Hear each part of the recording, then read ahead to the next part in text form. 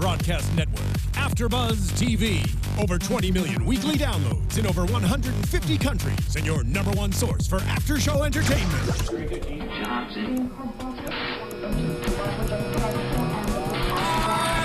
AfterBuzz TV, the destination for TV superfans, producing aftershows for over 300 of your favorite TV shows, interviewing celebrities and showrunners, and bringing you behind-the-scenes exclusives. All thanks to E! Entertainment's Maria Menounos, producer Kevin Undergaro, and internet leader Akamai.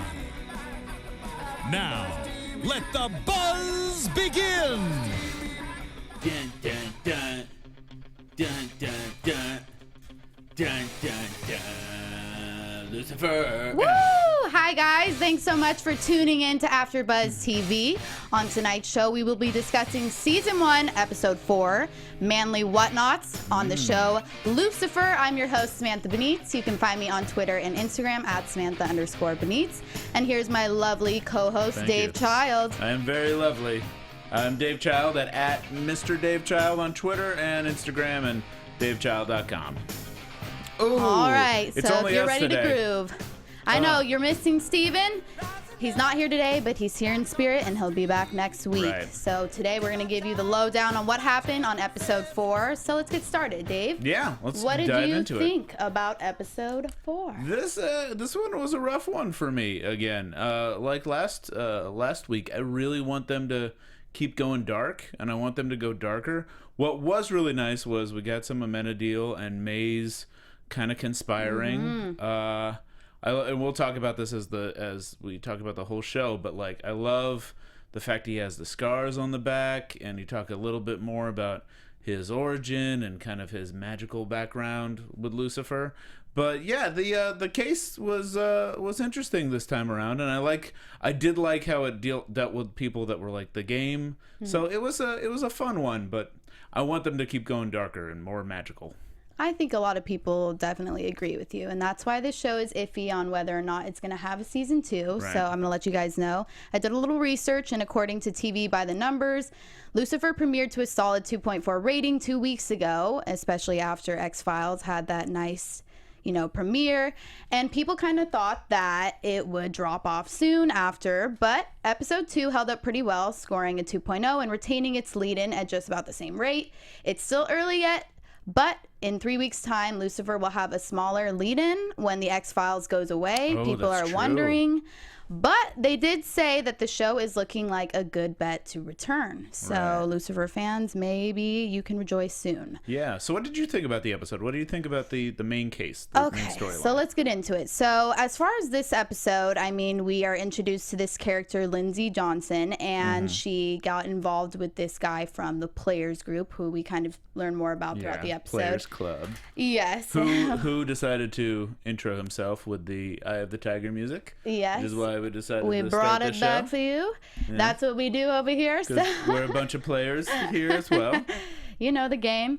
So, okay, so it's pretty interesting to me that we're introduced to this character and we're wondering, she's in some trouble. We see Right. her on the phone and she's kind of bloodied up and bashed, and we're wondering what happened to her. She seems like a nice girl. Yeah. Of course, Lucifer and Chloe get involved and things kind of go from there. Yeah, so, I feel like they're building off of everything kind of comes from a Los Angeles point of view. Right. And so they're building off the idea of people that come to Los Angeles to pursue their dreams, and that's why the first time we see them is in like a little road trip movie. Yep. Kind of coming this way. So that's why they're coming to LA, and what they find in LA seems to be mischief, I guess. Exactly. Yeah. Just case after case of people kind of doing things that are Right. not the most Right. So we get in this episode, we meet these players, we Yep. meet people that use women for their own good, and at the same time this kind of goes right with where Lucifer is at in his head,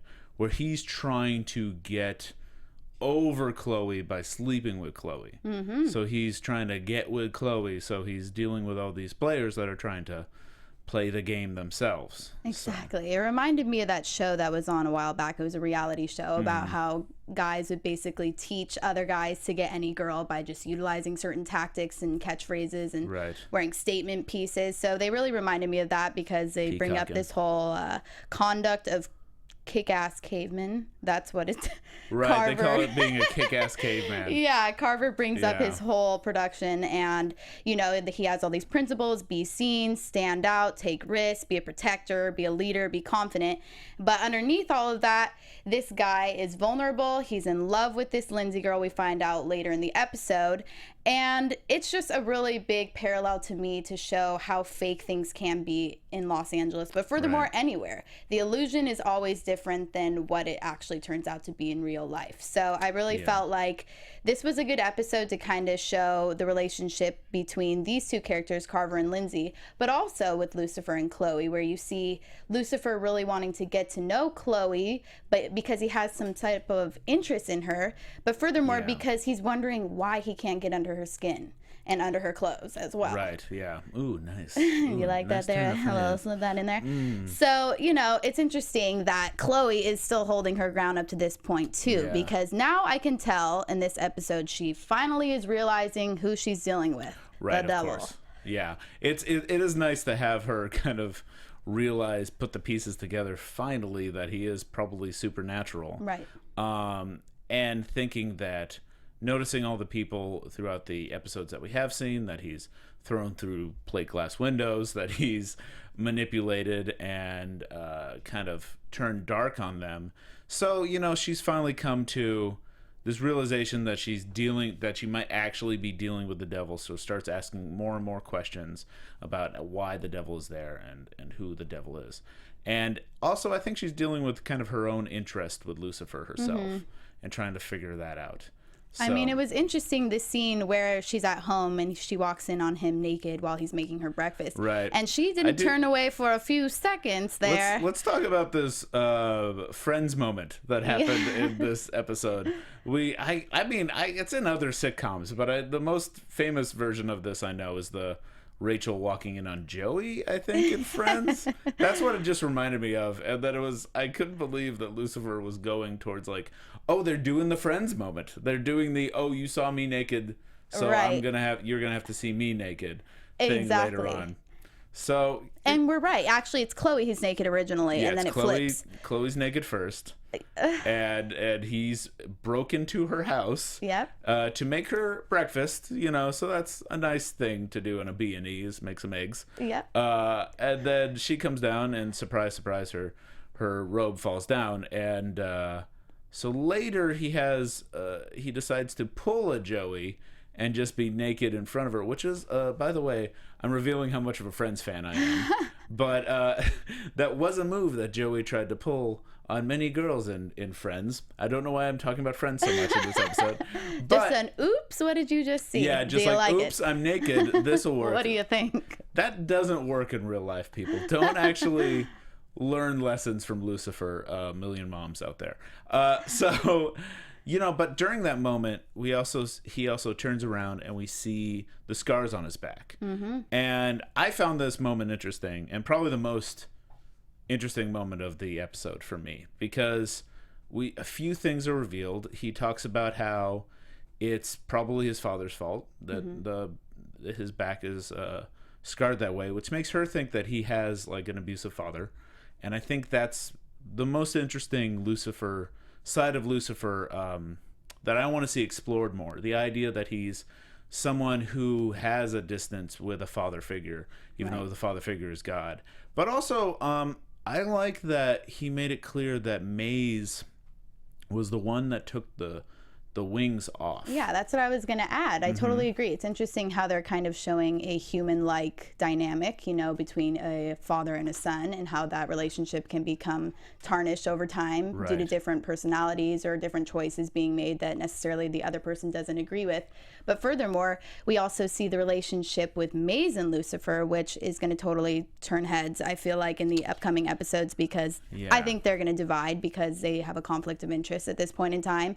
But really, the fact that Maze was the one who helped him clip his wings shows how bad she wants him to be evil, letting him go of his godly abilities and anything that holds him to the heavenly realm. I feel like is something that is in her, interest. She's very pursuant of him returning to hell as the devil. Yeah, and it might also hint at the fact that of why he's weakening a bit is the fact that he doesn't have wings. And one thing I was curious about with this show was whether they're going to make the fact that he doesn't have wings, like Amenadiel, be because he fell as an angel and went to hell, or because he left hell.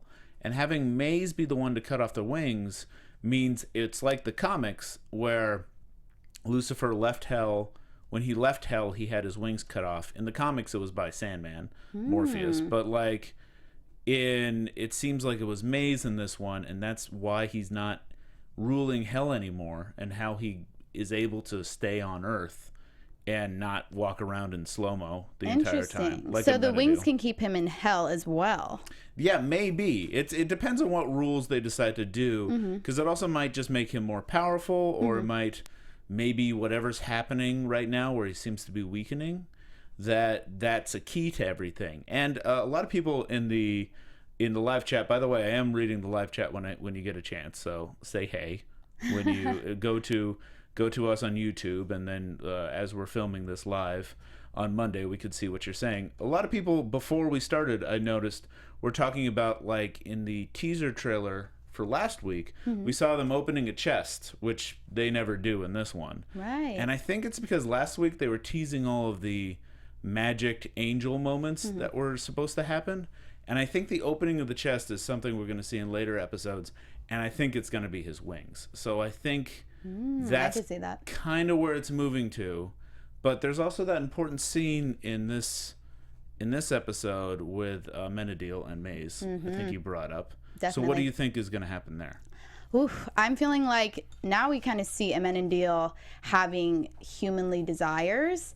To me, the fact that when Maze kind of came on to him during that moment, trying to By coming on, you mean licking his face? Yes, exactly. Right. To be more specific. That's another pickup line that works. If you show up at someone's house totally naked and it doesn't quite work, just go and lick their face. That's really the best way to... Foolproof plan, people. Yeah, it always works. That's how I get all my girlfriends, is by just licking their face and showing He knows what's up, people. So this is so crazy that you say that, though, because as soon as he is even licked by her, you can just see his face, and he is just totally succumbed to her power. And it just showed to me that ultimately he's going to do what she wants. Right. I'm just feeling like that because they have the same interests. They both want Lucifer in hell. Maze because she is his right-hand woman, and Amenadiel because if he doesn't go there, then Amenadiel is going to end up taking his spot. And I'm feeling like with Maze, that may be just how this happens. Because if he's not stepping in and he's becoming more weak every episode, I'm really feeling like Lucifer is just deteriorating as a devilish character in order to become more humanly. He really wants to, fight justice at this point. He is there for Chloe. He just does sweet things at times that are almost kind of endearing. So it's interesting because there's so much flack on the show for showing Satan as this, extremely desirable character. Right, yeah. Driving the flashy cars, getting the women and all these things. But yet he does have that equally sweet side that is shown in the first 4 episodes that I think are the reasons he is becoming less powerful and becoming more human. Yeah, that could be the case. There's also, what's interesting about this episode is if you look at the main case, what the main case is usually reflecting some sort of change in Lucifer, or some sort of something that's happening in the main storyline. And what happens in this main case, I'm just going to skip right to it because we've all watched it, I assume, because everyone's watching this. But it turns out the twist at the end is that Lindsay, who was kidnapped, is really the person kidnapping herself, right, as well as her brother. Whether that's predictable or not, we can maybe not talk about. But the idea is that there's this man who considers himself to be the utmost expert on women and people and how to manipulate them, much like Lucifer himself, and yet finds this one woman that is his weakness and is able to pierce that armor he's kind of put around himself and he does whatever she wants and ends up falling for her trap. So that's kind of a little bit about what's happening with Chloe right now. I agree. Because Chloe, which makes me bring up the question about whether he really is weakening, or his only weakness is Chloe.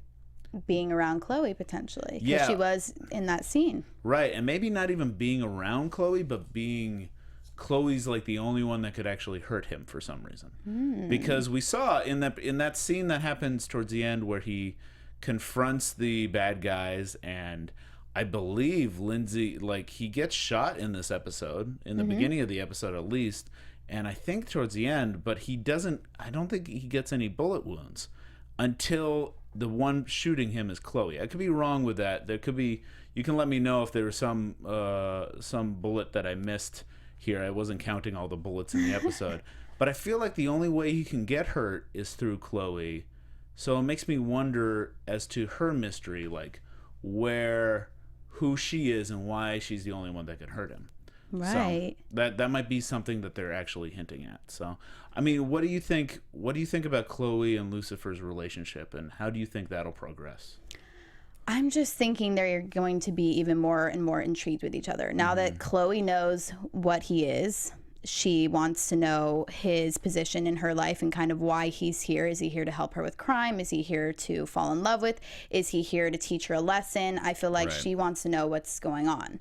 And also, I thought it was an interesting dynamic when Dan came in and kind of showed that he was the jealous husband or ex-husband, of Not Chloe. according to him, though. He's saying, like, you're my wife. Yeah, you're my wife. That's what I was going to address, is he totally did not want his half-naked wife near this devilishly handsome and charming man who doesn't really know that this guy's the devil yet, even though he's implied that by saying, I'm Lucifer Morningstar. Maybe Dan caught on before Chloe. Let's hope. I think even if he doesn't know he's literally the devil, I'm pretty sure Dan thinks he is the devil. Yes, right exactly. Now in this scenario. I totally agree. And on Lucifer's side, I feel like he definitely is intrigued.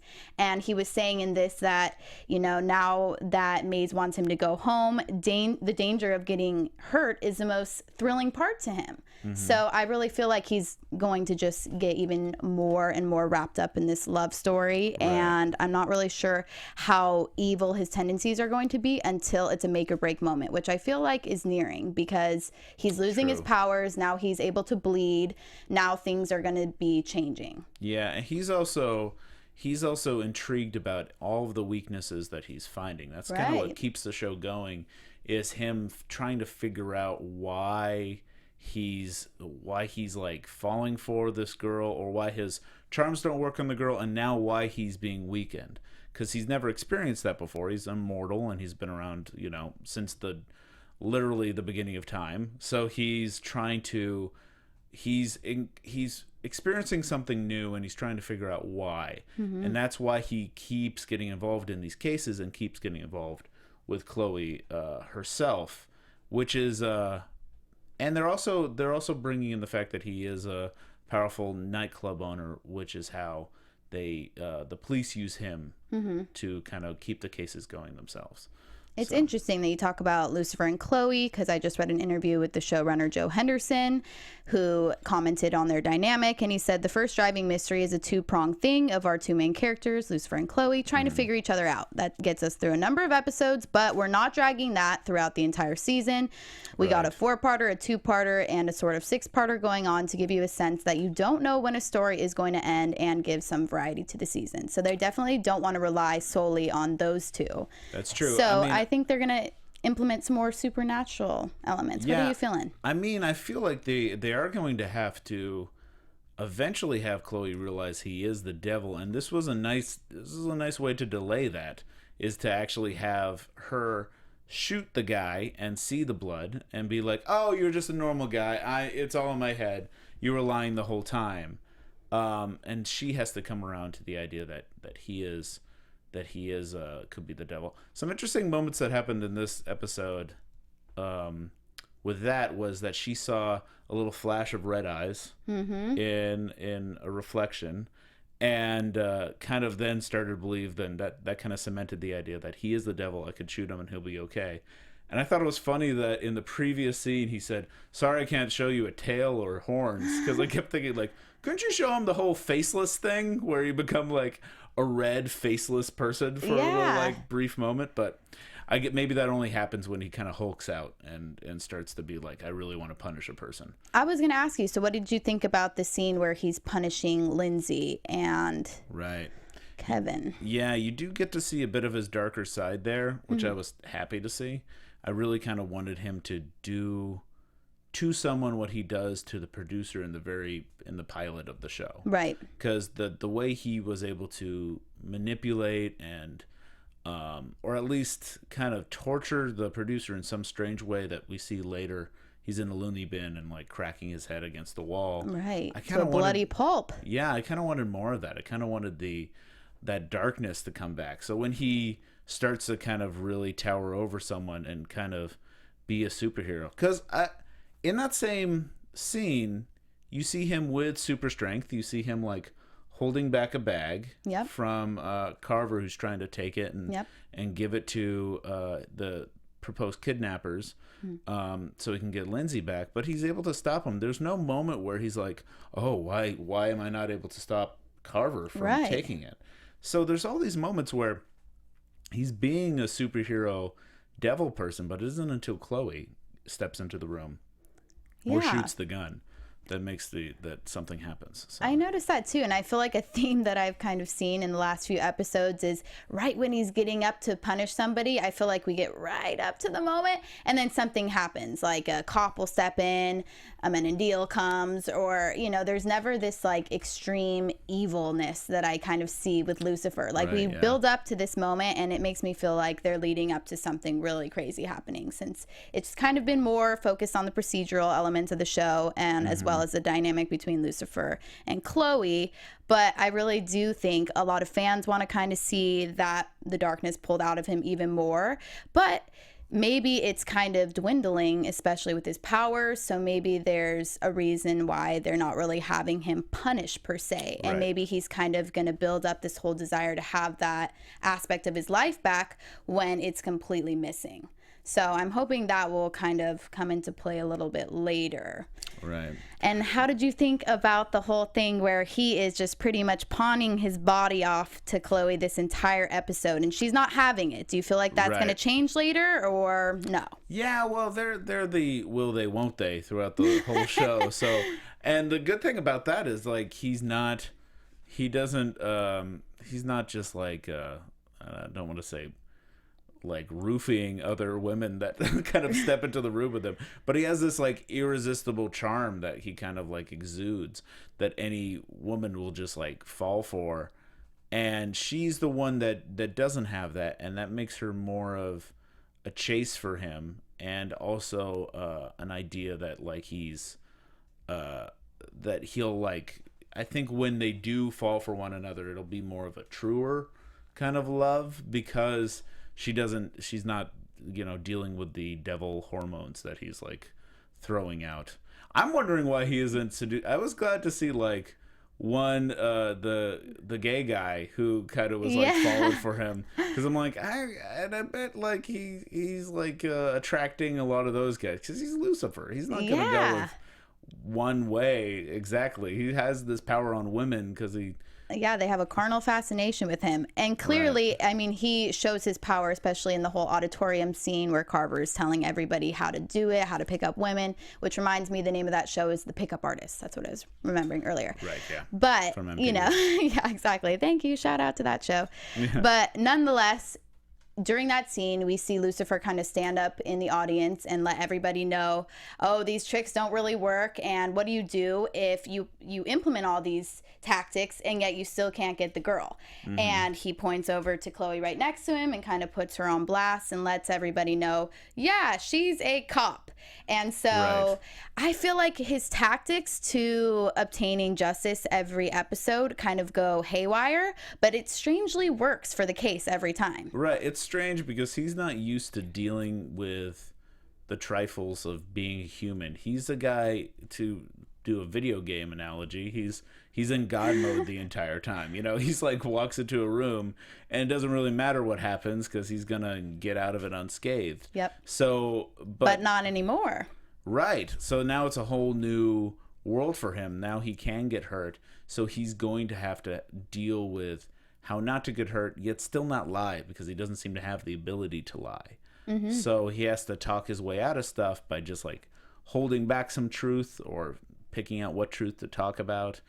And I can't wait to see more of that, to tell the truth, because I thought that when he just points at her and says like, this is a cop, I'm just like, Lucifer, why are you doing this? Yeah. This is like, it was such like a strange move, but I guess that's like that's his way of character exerting is. power over her. I feel like she has so much power over him, being on the police force, and she runs everything, and she's kind of this, authoritative woman, and she's powerful in that regard, and she doesn't really succumb to any of his tricky or devilish ways, which I think is what's so intriguing about her. But I also like this little parallel that they had at the end where Chloe was talking to her daughter Trixie, and Trixie is talking about the little boy Noah at school, and she was making the reference of, if he pushes me in the playground, then he probably likes me. So if you shot Lucifer, then you must really like him. I want to talk about that last scene with Trixie a little bit, because it was strange, because it actually made me think like, ooh, maybe Trixie has the same sort of powers that like maybe even Lucifer has, because she's an odd one in that last one. She recognizes blood. She's able to get the truth out of Chloe. So I don't know if this is just kind of simplified writing, or if it's actually showing that maybe Trixie and thus Chloe has some sort of connection with stuff. Right. Like, what do you think? Part of the big mystery is like, what do you think Chloe is? Or what do you think she'll turn out to be? Like like in True Blood, it's a fairy, right? That Sookie was. A lot of people think that she's going to be the child of God or something, or maybe she's half demon. What is it? Like, I'm feeling like she's on the good side for some reason. She's got such a good moral compass, and she talks about her pathway from being this actress with a topless scene to becoming this, persecutor for justice. And to me, it shows that she's caring. She wants to make good choices. She really is always thinking about her daughter and what's best for her. And so I'm really feeling like it would shock me if she was a demon, just because her juxtaposed to Maze, they're just so vastly different with their personalities and actions. I couldn't see them being one of the same cloth. But, maybe so. Maybe when she came to Earth, she kind of lost her devilish ways as well. So it could be kind of similar to Lucifer in that regard. But my guess is she is an angel. And I'm not really sure who or what her purpose is, but she definitely has a reason for being exposed to Lucifer. And that's why these two are shown so significantly on this show. Yeah, I got a question about exploring the idea of like who she is. And I could be wrong here, but I don't quite remember where her mother is in this whole scenario. Chloe's mother? Yeah. Do you remember if because they've mentioned her briefly, and that they're living in the mother's house, and that's where the big poster that kind of looks like Star Wars and all the awards are from, because the mother is a big star, and we mentioned in a previous episode, it's like she's coming from angels herself. But the angels she's coming from are like the Hollywood angels or Hollywood stars, and she's fallen from them and now is dealing out punishment, and that's how she kind of mirrors Lucifer in a lot of ways. But I'm wondering if maybe there's a literal translation, translation there, or if when we meet the mother, we'll get a sense of who she is and how she is the way she is, and maybe like Lucifer will recognize the mother as like another being from another world or something. Like there could be some connection there. And what do you think about also the cases that they're bringing in each week? Are you liking the variety? Do you feel like they're kind of a parallel to modern society today, or what do you feel like they're trying to achieve with these specific cases and their storylines? Right. I just want to take one note before I get to that, because I am seeing on the live. Oh, let's hear it. Let's hear what they got to say. That someone said that Chloe said the mom died, but nothing about how and when, and that the parents also died. So I think there is like a big accident that happened, or a big case that happened in the past. I must have missed that they died. I didn't realize that. I think they did bring up some sort of mystery with the that Dan has brought up, the detective douche, as Lucifer likes to call him, that she's trying to get over. So there is a sense of mystery about what kind of happened to her family. Yeah, I'm curious. Yeah, but to talk about the cases, I like how I like it most when they mirror Lucifer strongly, and when it's more about what he's dealing with on an emotional and moral level, and if he's fighting like whether to change or not, whether when he does change, if it really matters at all, because he's always asking, whenever he meets the bad guy in the end, he's always asking like, but isn't it good that you're changing for this person, or that she was able to change you? Isn't that, you know? He's like rationalizing a little bit. Yeah, and he's trying to, he's only interested in the case as a way to understand himself and what he's going through. So that's good. The cases could be a bit more interesting for my part, because I feel like I'm more interested in what's happening with Lucifer, where he's coming from, and what the big mystery behind everything is. And we're focusing, the main storylines for every single episode so far have been the case of the week, and what the case of the week is.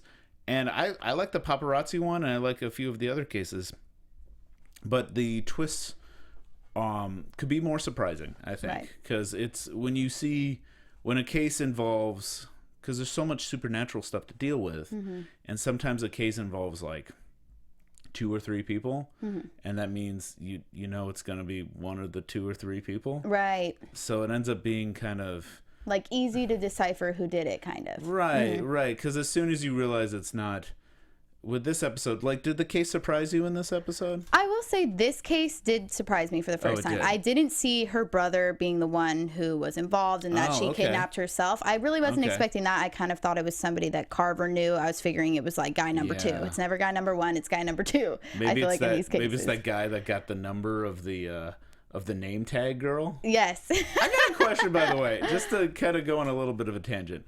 This always happens in movies and TVs where someone's like, you know, this hip devilish guy comes in, takes a girl's number, and then like this other guy comes up and goes like, oh my God, you got her number? And then he slides the number to that guy and says, you know, use this well.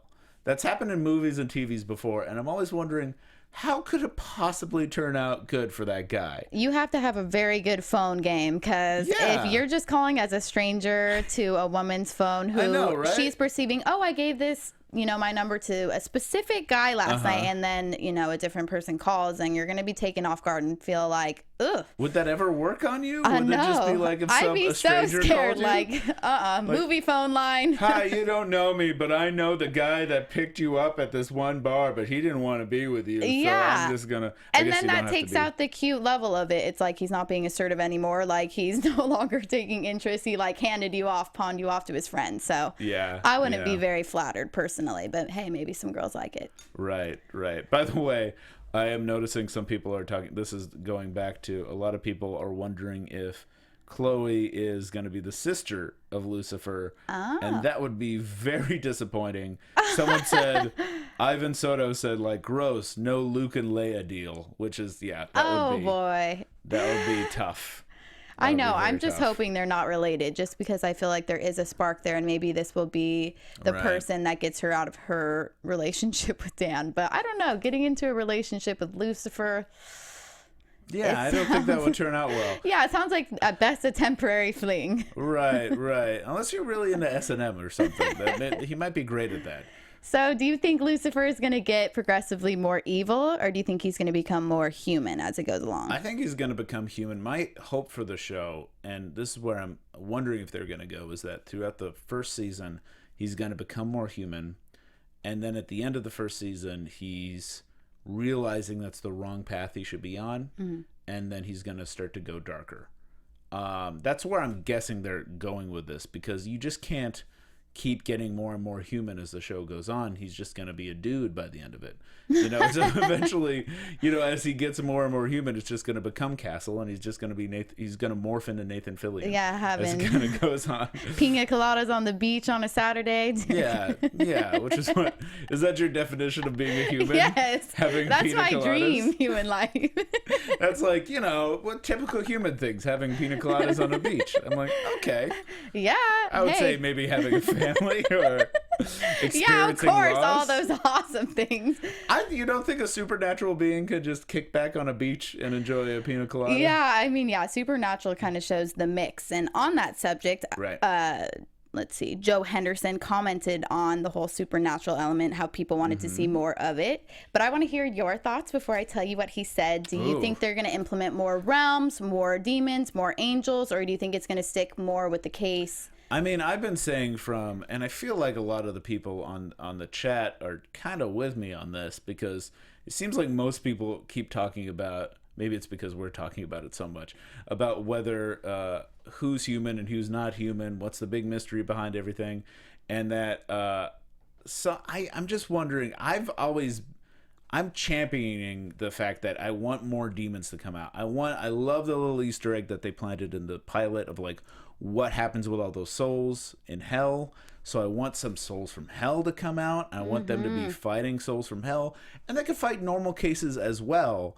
But I want to fight normal cases, people being manipulated by souls from hell, people that are like, maybe some angels that have fallen but haven't, you know, gone all the way to hell.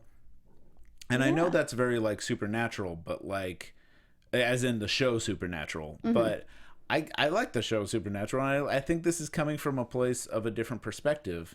And they don't have to fight werewolves or anything, but I kind of just want them to at least see more demons and angels. So what do you think? What have they said? They said a little something like this. So Joe Henderson, once again the showrunner, commented, and he said regarding the supernatural elements, yeah, that's the trick of the show, and it's the line that has been the hardest and most fun thing to walk.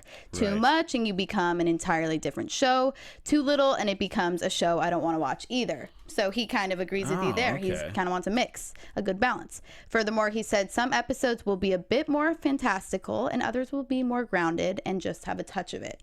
Okay. So, all right. So I'm glad kind to of hear what we about can expect. Those more fantastical shows. I kind of want to see it get more fantastic. Yeah, because it's interesting. You can't really tell who's who or what's what because they all have the human shell. So to me, it's easy to see because some of them kind of dress in leather and kind of show their devilish tendencies, while the others are a little bit harder to perceive. Yeah. I mean, Amenadiel makes it perfectly clear. Yeah, he kind of can't. And I think it's because he has the wings. Yep. He can't walk around as a normal human at all. It always goes into slow-mo around him. Yep. So, except unless someone else is on that other plane with him.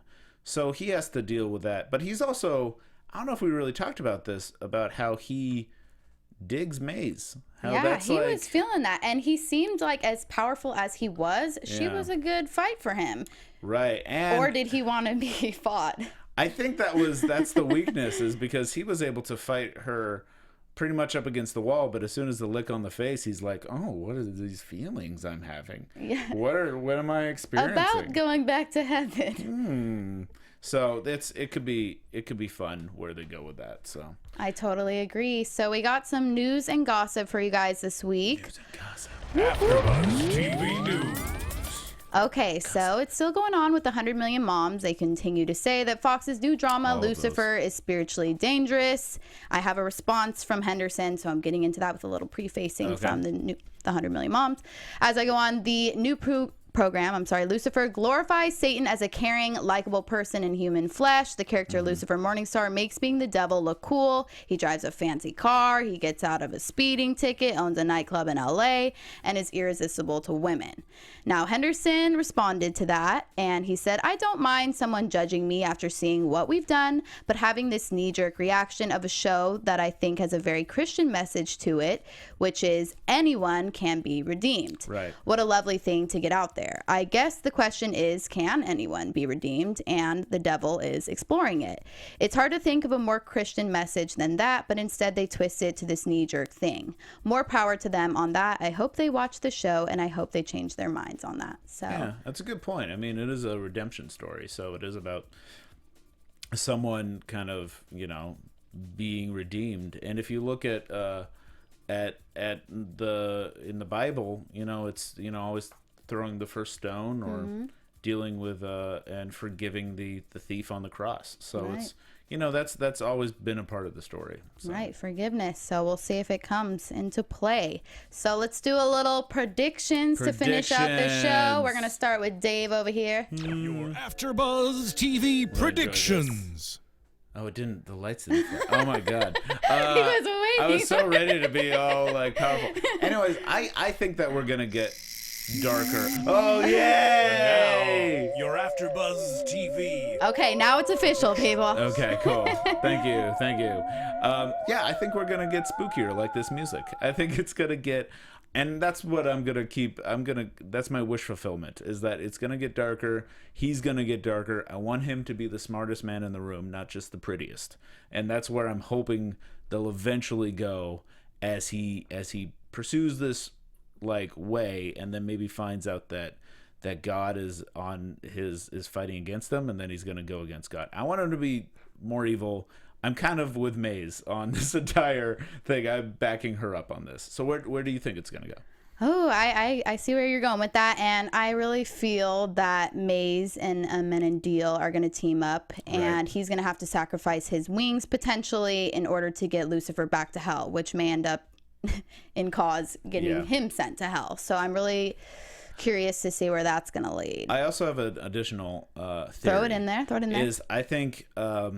Lucifer's gonna get darker, and Chloe's gonna find out that for some reason she's the only thing that could kill the devil. So then she'll be in the position of, do I kill the devil just for the sake of killing the devil and sparing the world of his darkness, or do I keep helping him and because he's now my friend? So I think they're gonna have to deal with that conflict as it comes up, because I think that she's his kryptonite. Oh, I completely agree. Well, on that wonderful note, thank you guys so much for tuning in. You can watch us on AfterBuzzTV.com. You can find us on iTunes and YouTube.